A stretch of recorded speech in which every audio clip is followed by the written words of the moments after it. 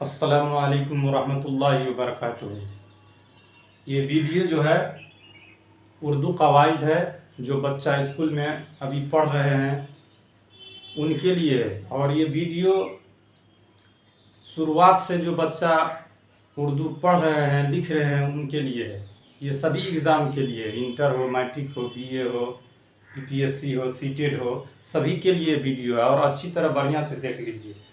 क्या है कि हम और आप मुस्लिम होते हुए, हमारी मादरी ज़ुबान उर्दू होते हुए, हम लोग क्या करते हैं, उर्दू में चाहत नहीं रखते हैं, उसको लेके नहीं चल रहे हैं, छोड़ रहे हैं। अक्सर व बेशतर देखिए आज मुस्लिम का बच्चा क्या कर रहे हैं कि अपना विषय जो है कॉलेज में, स्कूल में नहीं रखते हैं और आगे चल के दिक्कत हो जाती है। जब हुकूमत हमें इजाज़त देती है कि अपनी चाहत की, अपनी मर्ज़ी का विषय रख सकते हैं जो आपकी मादरी ज़ुबान है, तो हमारे लिए और बेहतर की बात है। और उससे हम क्या करते हैं, आगे चल के क्या करते हैं, उसी में महारत हासिल करके उसकी आला दर्जे तक पहुंच सकते हैं और अपने समाज को भी उससे क्या कर सकते हैं, बच्चे को उसकी और ज़्यादा बढ़ावा दे सकते हैं और उस पर अमल करके अपने मादरी ज़ुबान को हिंदुस्तान के अंदर क्या कर सकते हैं, बढ़ा सकते हैं।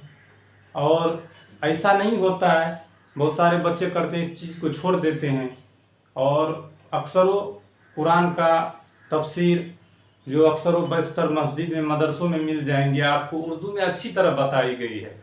और हम और क्या कहते हैं, दीन से भी इतना दूर है कि उसकी कोई हिसाब नहीं।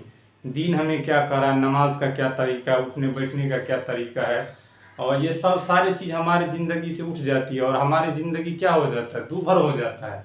इसलिए आप लोगों से दुआ है कि आप लोग बखैर होंगे और इस वीडियो को अच्छी तरह देख लीजिए। और बात असल का आना ये है कि जो आप बच्चा पढ़ रहे हैं अभी, उसके लिए ज़रूरी है कि इस वीडियो को आप लाइक कर लीजिए। इंशाअल्लाह आपके लिए फ़ायदा होगा। इधर उधर का वीडियो आप देखते हैं, उससे अच्छा है किस चीज़ को देख लीजिए, एग्ज़ाम में आपसे पूछेगा। और इधर उधर के टाइम पास कर लीजिएगा तो बाद में आप ही को दिक्कत होगा। इसीलिए हमने सोचा कि एक अपने समाज के लिए एक वीडियो बनाया जाए।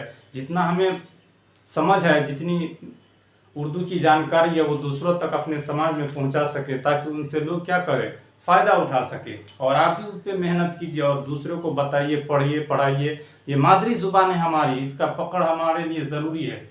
देख लीजिए उर्दू कवायद, इसमें ज़ात की बयान, इसमें ज़ात के बारे में बताए थे।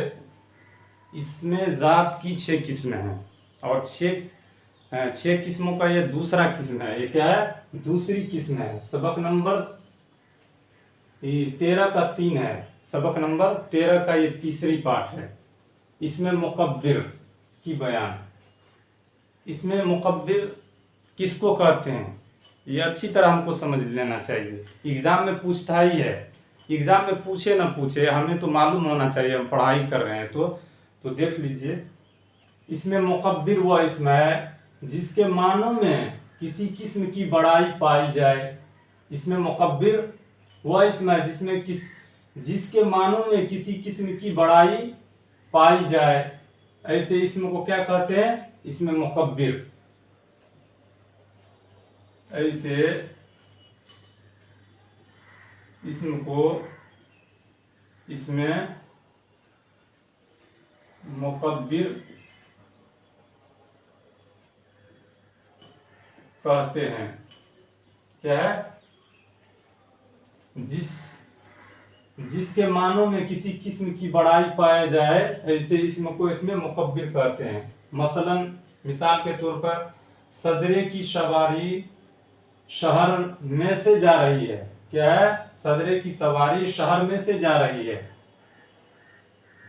सर पर पगड़ी बंधा हुआ है, बंधा हुआ है। एक खादिम छतरी का साया किए साथ जा रहा है। क्या है, एक खादिम छतरी का साया किए साथ जा रहा है। ये सब क्या है, इसमें मुकब्बिर है। ऊपर की इबारत में पगड़ में, ऊपर के इबारत में पगड़ में पगड़ी की निस्बत और छतर में छतरी की निस्बत बड़ाई पाई जाए।